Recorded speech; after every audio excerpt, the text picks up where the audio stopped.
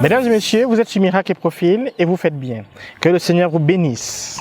Cette semaine, nous nous rendons au nord du Bénin à la rencontre de notre missionnaire national en charge de la conquête des Malcis.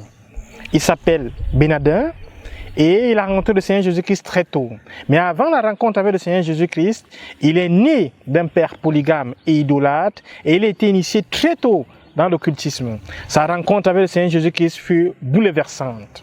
Après sa rencontre avec le Seigneur Jésus-Christ, il a intégré l'église locale et il a commencé à apprendre à servir le Seigneur. Après quelques années dans la foi, les premières crises se sont élevées et il s'est retiré dans une retraite pour chercher la volonté de Dieu pour sa vie. Nous vous invitons à écouter son témoignage avec beaucoup d'attention. Que le Seigneur vous bénisse. Jésus est le pain de vie. Viens et prends-le. Où as-tu faim? Es-tu déprimé? Jésus est le pain de vie, prends-le.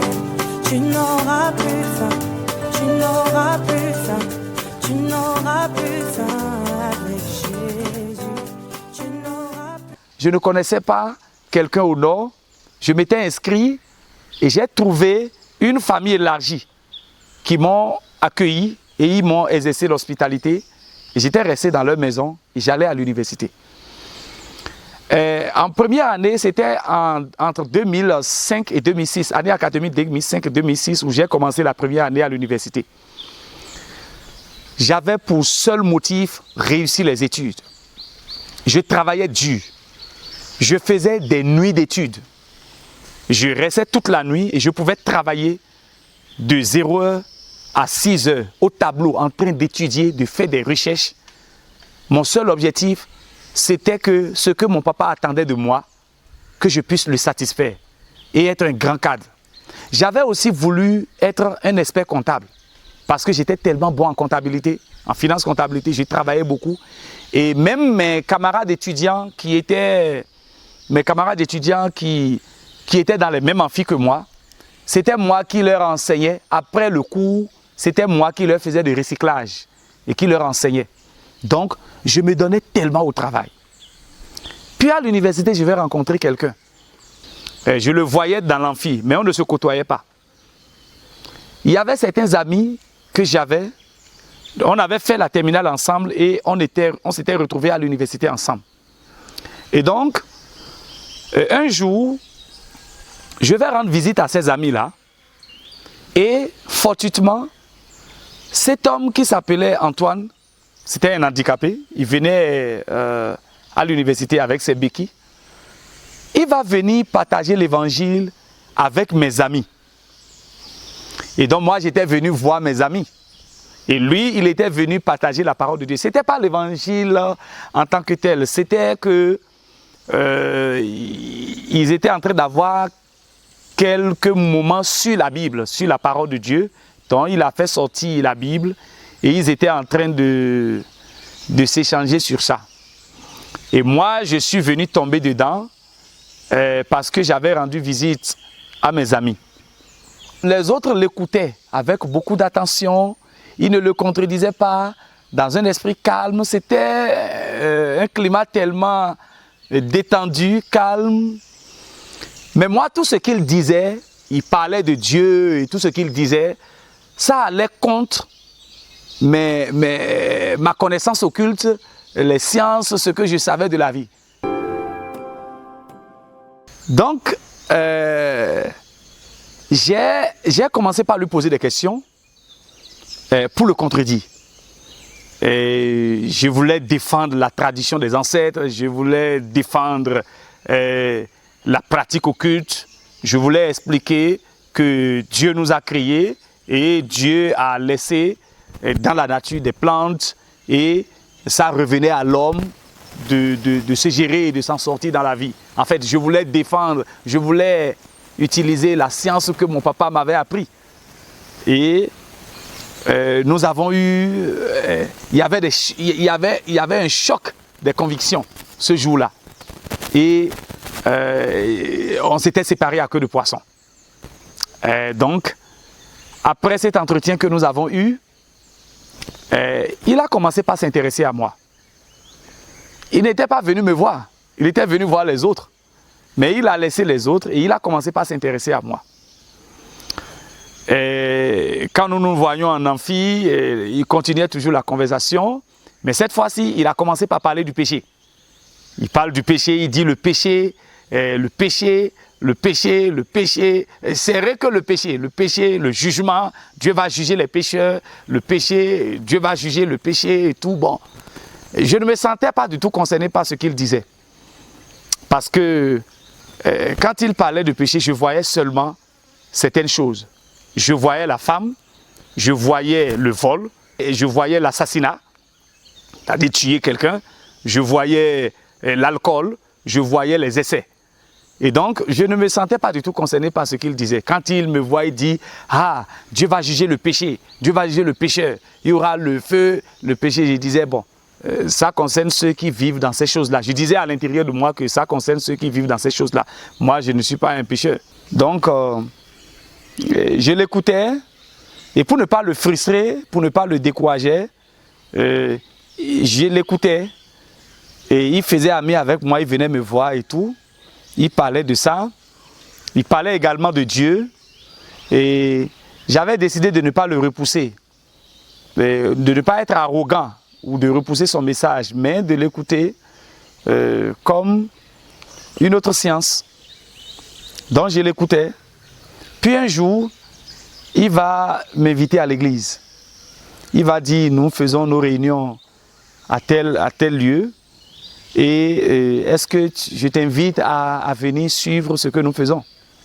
Bon, et il me mettait des pressions, ben, je ne répondais pas.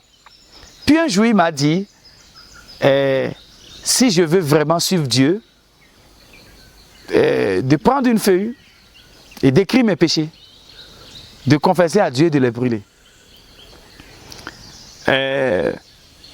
Quand il m'a dit de faire ça, je tentais de faire, mais je ne voyais pas ce qu'il faut écrire. Qu'est-ce qu'il faut écrire? Et parce que je sais que ce qu'il pensait de moi, il se disait certainement que je suis dans les affaires de femmes, je suis dans les choses et autres, etc. Donc, comme il ne me connaissait pas, chaque fois quand nous nous rencontrons, est-ce que tu as écrit tes péchés? Chaque fois quand nous nous rencontrons, est-ce que tu as écrit tes péchés? J'en avais marre. Et donc un jour, je me disais que quand je vais rencontrer ce monsieur, il va encore me demander si j'ai écrit mes péchés. Donc, je vais écrire mes péchés cette fois-ci pour que quand nous allons nous rencontrer, quand il va me poser la question, je vais lui dire, j'ai déjà fait ça. Donc, je suis allé à la maison, j'ai pris une feuille, je suis resté là pour réfléchir sur qu'est-ce qu'il faut écrire. Je viens au niveau de la femme, je ne trouve rien, puisque jusqu'à l'université, je ne sais pas ce qu'on appelle femme. Je n'ai pas eu de relation avec une femme quelconque. Donc, je ne savais pas quoi écrire. J'ai regardé au niveau de l'alcool, je ne m'enivrais pas. Je n'ai pas vu ce qu'il faut écrire. J'ai regardé au niveau du vol, je ne sais pas qu'est-ce qu'il faut écrire. J'ai regardé au niveau des essais, des choses, je ne sais pas. Puis j'ai décidé d'écrire idolâtrie, pratique occulte. Donc j'ai écrit idolâtrie, pratique occulte, mensonge. Et j'ai brûlé la feuille. Et quand il m'a vu, il m'a dit, est-ce que tu as écrit tes péchés? J'ai dit oui, j'ai déjà écrit mes péchés, je les ai déjà brûlés et tout. Puis il a dit, oh, gloire à Dieu, maintenant tu pourras venir à l'église. Donc il m'a invité, je suis allé à l'église. C'était un mardi.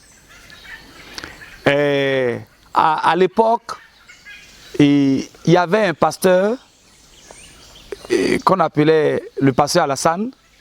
Lui, il avait déjà commencé, il était celui qui a commencé l'œuvre de la CMCI dans le Borgou, au nord du Bénin.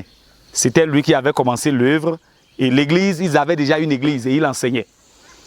Donc je suis allé là par invitation de ce frère qui s'appelait Antoine. Et ce jour-là, le pasteur aussi enseignait sur le mensonge.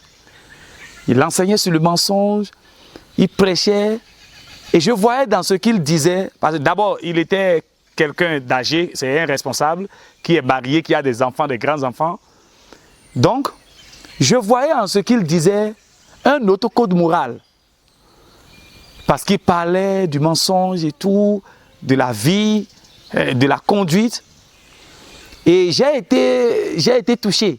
Parce que pour moi, je voyais encore, je dis, ah voilà, celui-là, il peut être encore au nord ici. J'ai laissé mon papa aussi, mais voilà encore un père aussi ici, un bon père qui va m'aider à avoir un code moral juste pour réussir mes études. Parce qu'il enseignait très bien. Et donc, j'ai pris ça comme ça. Et j'ai aimé le pasteur en question. Et puisque l'autre parlait de jugement, l'autre parlait de choses, ça ne m'intéressait pas. Et donc, très tôt, je me suis fait ami avec le pasteur Alassane, que j'ai aimé sa personne. Je l'ai aimé naturellement parce que je voyais en lui un père qui a encore un code de conduite meilleur que ce que mon papa m'avait donné. Et donc, je m'étais accroché à lui et j'aimais l'écouter. J'aimais l'écouter sur ce qu'il disait, sur la vie, les codes de conduite, autres, etc. Et je venais, mais je prenais tout cela comme étant un moyen de se garder dans la vie pour réussir ses études. Puisque le pasteur Alassane aussi était un professeur, il enseignait au secondaire, il était un professeur de mathématiques et il enseignait au secondaire, donc il était un éducateur. Donc pour moi, j'ai trouvé un éducateur qui va m'aider et ce que mon papa voulait de moi, voilà quelqu'un qui est au nord ici, qui va m'aider à atteindre mes objectifs, mais avec l'aide de Dieu, cette fois-ci, et non avec l'aide de l'occultisme. Je venais et je les suivais, j'écoutais les choses, et lui, il va me donner une Bible Louis II. Et quand je vais prendre la Bible, de temps en temps, je vais l'ouvrir, un passage de façon aléatoire, et je vais lire une parole qui va me donner beaucoup d'encouragement. Je suis tellement excité par les paroles et tout. Bon, mais il n'y avait rien de spirituel dedans. Je prenais et j'allais, je venais, j'étudiais et tout. Et le pasteur aussi m'aimait beaucoup parce que j'ai travaillé beaucoup. J'aimais les études. Donc je vais faire tout ceci jusqu'à ce que l'année académique prendra fin. Et je vais retourner maintenant à Cotonou chez mon papa. Mais entre-temps, quand j'allais à l'église, j'ai enlevé la bague de protection que mon papa m'avait donnée. Donc je vais retourner à Cotonou après une année académique. Jésus est le pain de vie. Viens et prends-le. Où as-tu faim? Es-tu déprimé? Jésus est le pain de vie. Prends-le. Tu n'auras plus faim. Mesdames et messieurs, merci d'avoir été des nôtres. Que le Seigneur vous bénisse. Nous vous invitons à presser de l'avant dans la marche avec Dieu. Nous vous invitons à presser de l'avant dans le service à Dieu. Soyez bénis.